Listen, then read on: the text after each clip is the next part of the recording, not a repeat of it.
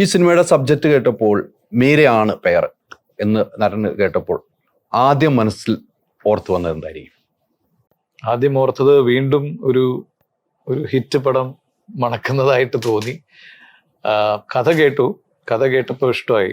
മീരയാണ് ഇത് ചെയ്യണത് എന്ന് അറിഞ്ഞപ്പോൾ ഭയങ്കര എക്സൈറ്റഡ് ആയി. ആദ്യം പപ്പേട്ടൻ്റെ പേരാണ് പറഞ്ഞപ്പോൾ, ഡയറക്ഷൻ പപ്പേട്ടൻ. അപ്പൊ അതിന് നമുക്കൊരു സമാധാനമായി പപ്പേട്ടന്. പിന്നെ ഇത് ആര് ചെയ്യണോ? ക്വീൻ എലിസബത്ത് ടൈറ്റിൽ റോളാണല്ലോ. അപ്പൊ ഞാനാണെങ്കിൽ കഴിഞ്ഞ വർഷം മീര ഞങ്ങൾ ഒരിക്കൽ ദുബായിൽ വെച്ച് മീറ്റ് ചെയ്ത് സംസാരിച്ചപ്പോൾ മീര അങ്ങനെ തിരിച്ച് സിനിമ ചെയ്യണതോ അല്ലെങ്കിൽ അങ്ങനെ അതിനെക്കുറിച്ചൊന്നും നമ്മൾ അങ്ങനെ ഒരു സംസാരം ഉണ്ടായില്ല. വരുന്നതായിട്ടൊന്നും പറഞ്ഞിട്ടുമില്ല മീര. അപ്പൊ അതൊരു സർപ്രൈസ് ആയിരുന്നു എനിക്ക്.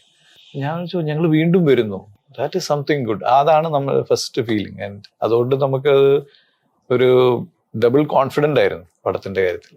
തീർച്ചയാണ്. മീരയോടും ഈ സബ്ജക്ട് വരുമ്പോൾ നരനാണ് എന്ന് തന്നെയാണ് പറഞ്ഞിരുന്നത്. സബ്ജക്ട് ആദ്യം കേട്ടു. സബ്ജക്ട് കേട്ടിട്ട് പറഞ്ഞു ഞങ്ങൾക്ക് നരേനാണ് മനസ്സിലുള്ളതെന്ന് പറഞ്ഞു. ആണോ? അങ്ങനെയാണെ അടിപൊളിയായിരിക്കും. എന്നാണ് പെട്ടെന്ന് എക്സൈറ്റഡ്. ആ സമയത്ത് നമ്മളെ ഒരേ സമയത്താന്ന് തോന്നുന്നു, സൈമിൾട്ടേനിയസ് ആയിട്ടാന്ന് തോന്നുന്നു കൺഫേം ചെയ്ത്. ശരിക്കും ഞങ്ങളെ കൺഫേം ചെയ്യാണ്ട് നിങ്ങളുടെ പേരുകൾ പറയായിരുന്നു തോന്നുന്നു അല്ലേ? ആണോ? അല്ല, നമുക്ക് കഥ കേട്ടപ്പോ തന്നെ ഈ ഇങ്ങനെ ഒരു പപ്പേട്ടനോട് മനസ്സിൽ അങ്ങനെ പെട്ടെന്ന് വന്നു. മീരാന്ന് പറയുമ്പോ ഓട്ടോമാറ്റിക്കലി അതാണ് അതിന്റെ ഒരു എന്താ പറയാ, ഒരു കഥ ആദ്യം കേൾക്കുന്ന അവരാണ്, പ്രൊഡ്യൂസേഴ്സാണ് ആദ്യം കഥ കേട്ടിട്ടാണ് എന്റെ അടുത്തേക്ക് വരുന്നത്. അതിന് ശേഷമാണ് പിന്നെ മീരയിലേക്ക് പോകുന്നതും. അല്ല, പപ്പേട്ടൻ ആദ്യം കഥ പ്രൊഡ്യൂസർമാരുടെ അടുത്ത് പറയുന്നു, കഥ കേട്ടിട്ട് പപ്പേട്ടൻ്റെ നേരെ തിരിച്ച് സംവിധാനത്തിന്റെ അടുത്തേക്ക് വരുന്നു. സംവിധാനത്തിന്റെ അടുത്തേക്ക് വന്നതിന് ശേഷമാണ് ഇവരിലേക്ക് പോകുന്നത്. അപ്പൊ പപ്പേട്ടന്റെ ഒരു തീരുമാനങ്ങളൊക്കെ ഉണ്ടായിരുന്നോ? നമുക്ക് മീര ഇതിന് പറ്റിയ കൂട്ടായ ഒരു തീരുമാനം, മീരനെ നമുക്കൊന്ന് ഇവർ രണ്ടൊരു ഇങ്ങനെ ഒരു ക്യാരക്ടർ, ഇത് ഫീമെയിൽ ഓറിയന്റഡ് സബ്ജക്റ്റ് ആണ്, ഇത്രയും ബോൾഡ് ആയിട്ടുള്ള ഒരു ക്യാരക്ടറാണ്. ഇപ്പൊ ത്രൂട്ട് എലിസബത്ത് എന്ന് പറയുന്ന ഒരു പെൺകുട്ടിയുടെ ജീവിതമാണ്. അപ്പൊ അങ്ങനെ ഒരു ആർട്ടിസ്റ്റ് തന്നെ വേണം അതിനകത്ത്.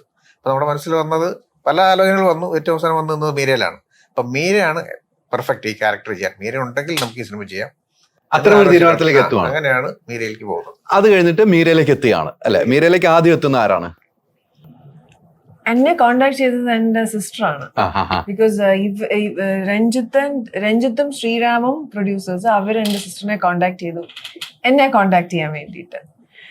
അപ്പം ഇവർ എന്നിട്ട് എൻ്റെ ചേച്ചിയോട് സബ്ജക്റ്റ് പറഞ്ഞിട്ട് ഷീ ഗോട്ട് എക്സൈറ്റഡ് ഭയങ്കരമായിട്ട്.